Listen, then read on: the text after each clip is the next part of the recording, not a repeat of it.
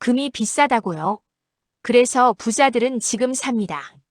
요즘 금 너무 비싼 거 아니야? 많은 사람들이 금 투자를 고민하면서 가장 먼저 던지는 질문입니다. 차트를 보면 고점 같고 뉴스에서는 계속 역대 최고가라는 말만 들리고 주변에서는 이렇게 비싼데 지금 사면 물린다라고 말립니다. 자연스레 우리는 금은 싸질 때 사는 게 맞다는 생각을 하게 됩니다. 하지만 같은 상황을 본 부자들은 정반대로 행동합니다. 비쌀 때도 사고 더 오르면 추가로 사고 급락해도 다시 매수합니다. 마치 가격을 신경 쓰지 않는 듯한 그들의 태도는 일반 투자자들에게는 이해하기 어려운 패턴입니다. 왜 그럴까요?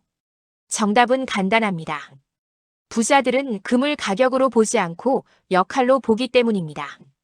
그리고 이 역할은 금값이 오르든 내리든 경제가 위로 가든 아래로 가든 반드시 필요한 자산 방어 장치입니다.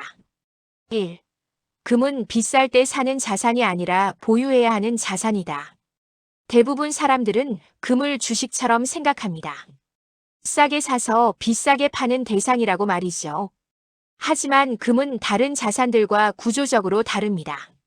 현금처럼 가치가 녹아내리지 않고 주식처럼 기업 실적에 영향을 받지 않으며 부동산처럼 지역 정책 리스크가 없고 국가가 망해도 살아남는 자산입니다. 즉, 금은 수익을 내는 수단이 아니라 자산을 지키는 보험 역할을 합니다. 보험은 싸졌다고 더 많이 들고 비싸졌다고 안 드는 게 아니죠.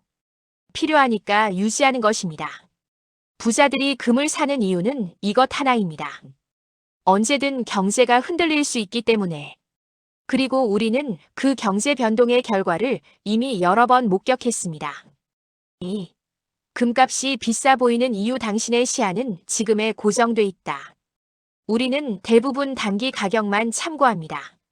지난 몇 개월, 몇 년 동안 금값이 오르기만 하면 비싸다라고 느끼죠. 하지만 중요한 건 절대 가격이 아닙니다. 부자들은 다음 세 가지를 봅니다.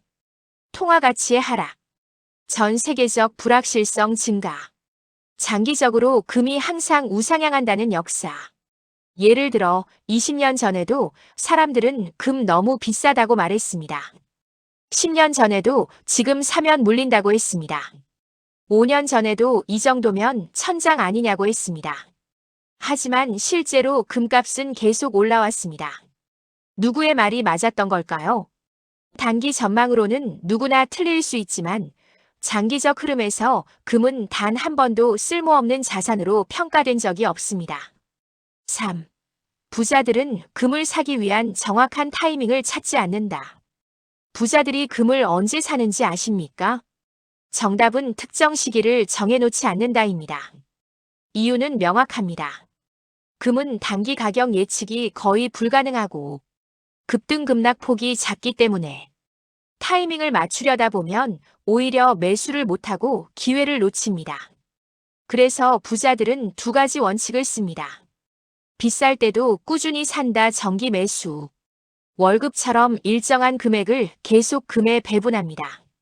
가격이 오르든 내리든 흔들리지 않습니다. 위기 때는 추가로 산다 전략적 매수. 경제가 흔들릴 때 금은 강한 힘을 발휘합니다.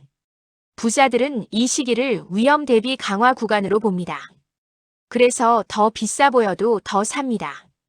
이 부분이 일반인과 가장 크게 다른 점입니다.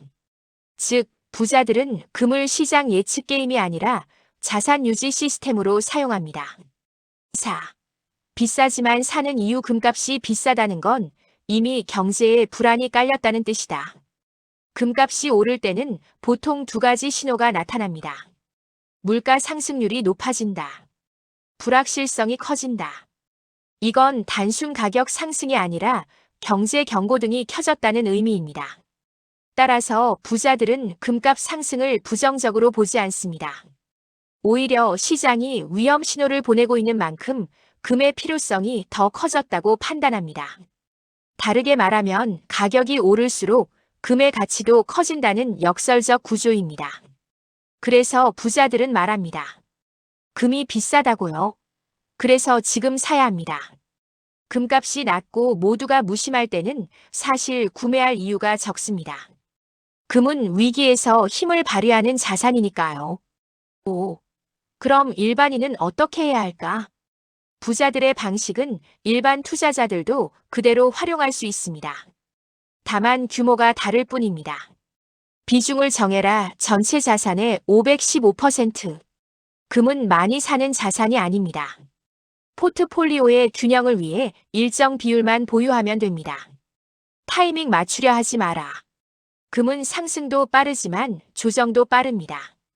타이밍을 맞추기 어렵기 때문에 정기 매수가 가장 효율적입니다. 위기 때 무서워하지 마라. 위기 때 금값은 이미 비싸져 있기 마련입니다. 주가가 폭락하고 불안이 커질 때 금의 역할은 극대화됩니다. 이때 비싸서 못 사겠다고 하면 오히려 손해입니다. 금은 팔기 위한 자산이 아니다. 목표가 수익이 아니라 안정성이기 때문입니다. 자산 중 일부를 영구 보유하는 개념으로 접근해야 합니다. 6. 결론 금은 비싸서 사는 것이 아니라 비싸도 사야 하는 것이다. 우리는 흔히 투자를 가격으로 판단합니다. 하지만 부자들은 자산의 역할로 판단합니다. 금이 비싸 보이는 이유는 우리가 단기 가격만 보기 때문이며 부자들이 금을 사는 이유는 금의 본질이 가격이 아닌 안정성이기 때문입니다.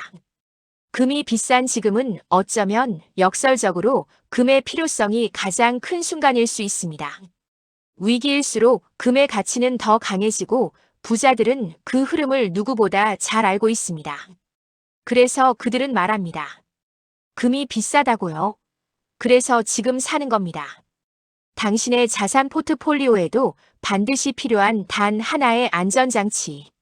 그게 바로 금입니다.